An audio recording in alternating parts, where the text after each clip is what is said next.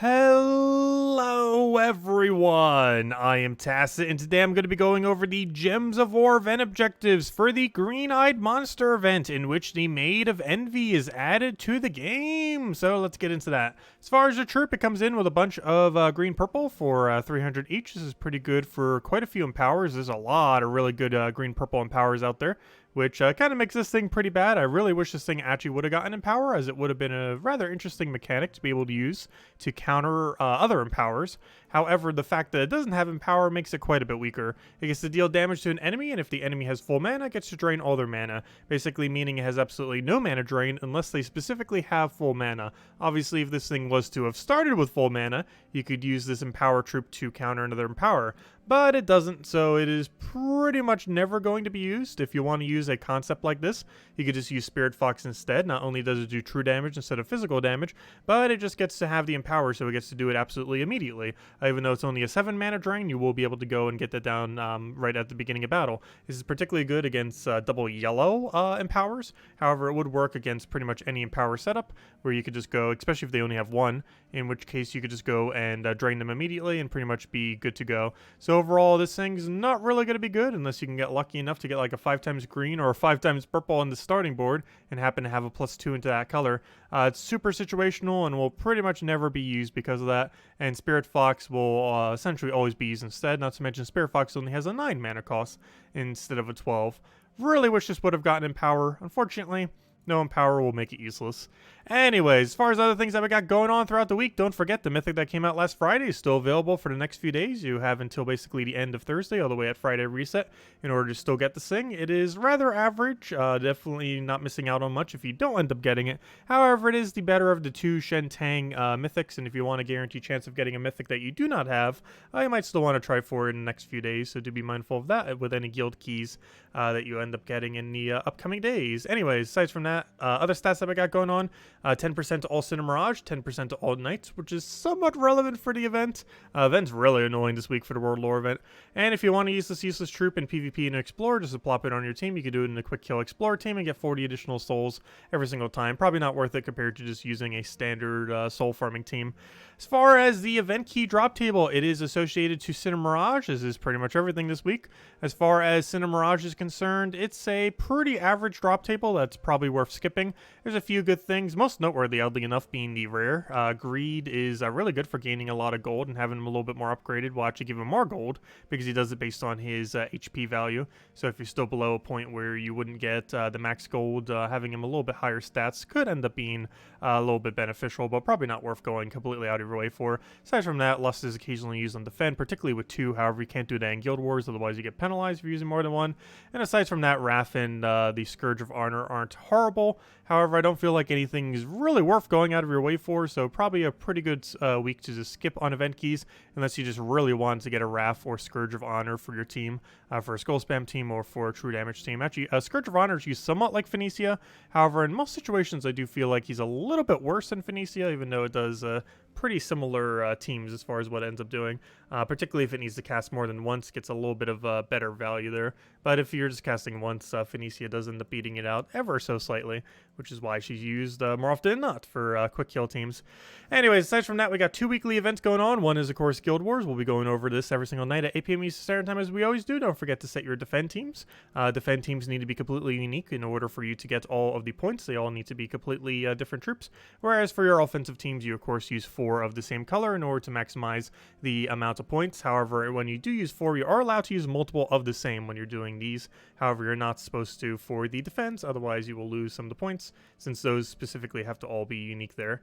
Anyways, as far as the other event, it is very annoying. We do have spell increase, which is okay. That's generally better than having the skull increase. However, what we have to work with is pretty limited, specifically blue knights, as far as our options are concerned. And yeah, there are quite a few blue knights. However, there's one particular thing that's missing from this, and that is Sir Quentin Hadley, the troop that ends up giving all knights 50% mana start. He is a brown-yellow, so when we have a blue knight restriction, he is not usable, which means you cannot half mana start any of these troops. Of course, some of them naturally have it, like Vanguard, which starts with half mana. However, you will not be able to start your entire team with it. Despite there being a knight troop that does so, it does not fit within the coloration. So you're going to have to get a little bit more creative as far as what you end up building. And of course, we have the cheap team there. We'll have all the teams in a moment for everything else. But yeah, it's very annoying. As far as order, it's a very weird order as well. For whatever reason, the Maid of Envy is actually the highest amount of points, which is the ultra rare, the lowest rarity. And then it basically goes in rarity order. So essentially, ultra rare, the lowest possible rarity, is the best possible room to take. And then it goes in rarity order from there, from mythic down to legend down to epic. So yeah, it's a little bit weird in that regard. But just make sure you take all the blue ones and then take the other colored blue ones and just go for down from there for rarity. So the ultra rares are actually the best, and then you just go in rarity order from there. A little bit of a weird setup, but overall should be a little bit manageable. There are some knights that have full AoE damage. You could use a weapon that has full AoE damage. You have access to Dawnbringer 2, which is underneath blue, so you have that as an option. So overall, it's going to be a little clunky, but definitely doable, and not as annoying as a couple of the ones we've had. Anyways, as far as a couple other things that we got going on this week, we have a Tuesday faction event of All Seeing Eye. One pretty funny thing about this faction event is last weekend, of course, we just had a faction that had a green-blue restriction. Well, this is also a green-blue restriction, so whatever you just used last weekend, aside from Pure Faction Team, if you're going to be going for that, you use literally the exact same thing for this Tuesday for tomorrow. So you'll be able to get away with that. Do keep in mind, All Seeing Eye, not All Seeing Eye, but Jar of Eyes will be available tomorrow and only tomorrow, so do make sure to pick that up. It did end up getting nerfed back in December. This is actually the first time that it'll be available since it got nerfed. However, it is still an absolutely insane weapon, mostly used for the fact that it can create a blue storm while also accumulating a bunch of mana. But definitely make sure to pick it up because you won't be able to for several months if you don't end up picking it up specifically tomorrow. You can either do it through the faction event through some gems or craft it in the Soul Forge, specifically only tomorrow on Tuesday.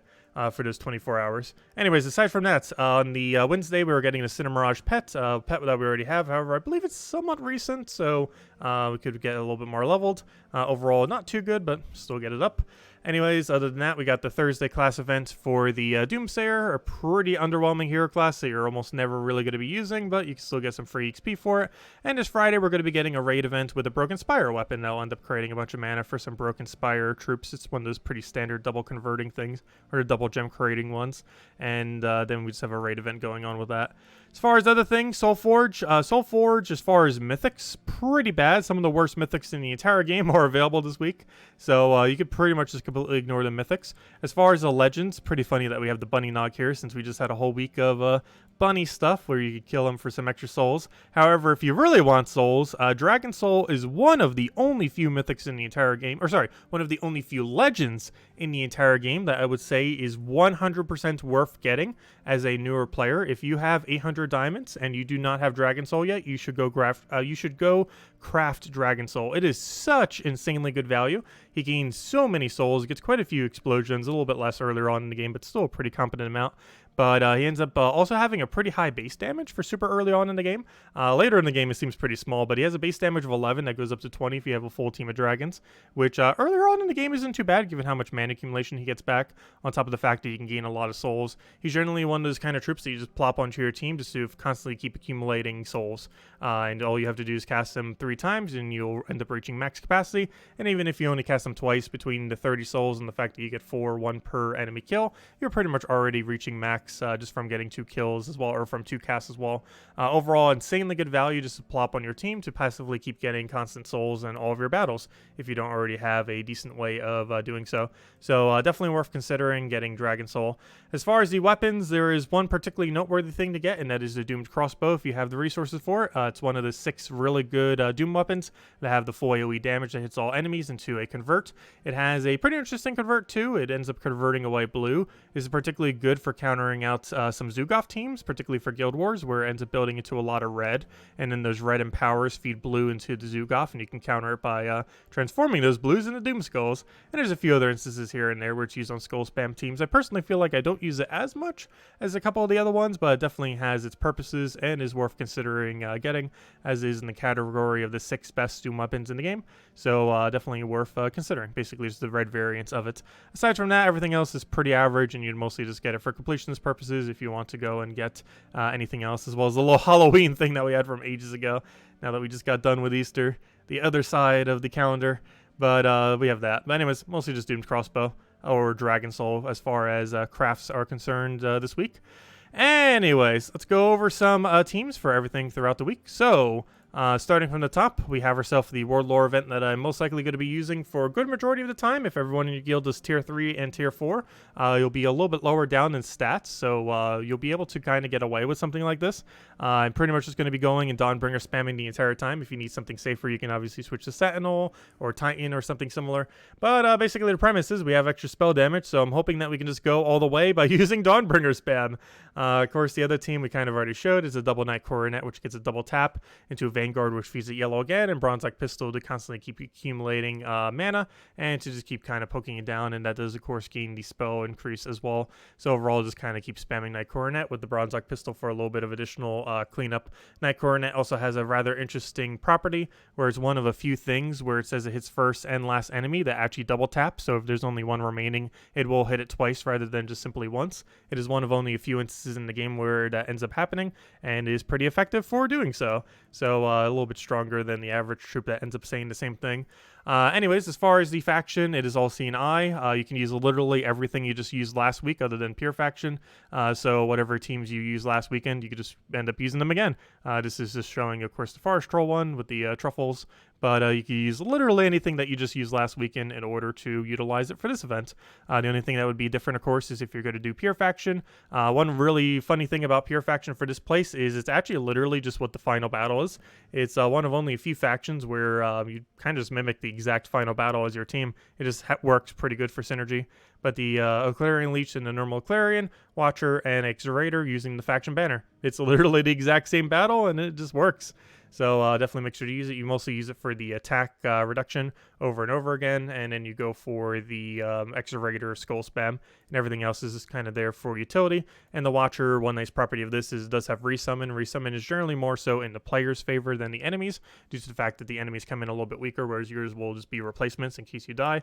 And this thing can resummon the exact same first slot that you have, so even if this thing ends up dying, you will be able to go and get a resummon of it. It'll occasionally try resummoning this, however, you generally want to just let it die until you end up getting the leech back, and then you go and try to win with basically this as your final team. And you can pretty consistently get to the final battle with this, and then you just outmaneuver the enemy team. That will be exactly the same as yours, and then you just win. And as far as the Doomsayer class event, it's a pretty bad hero class, but you can just end up running, once again, just a quick kill Dawnbringer or some kind of similar AoE weapon, since you're not restricted only to blue. As far as the other stuff, you will be restricted to specifically Daemons from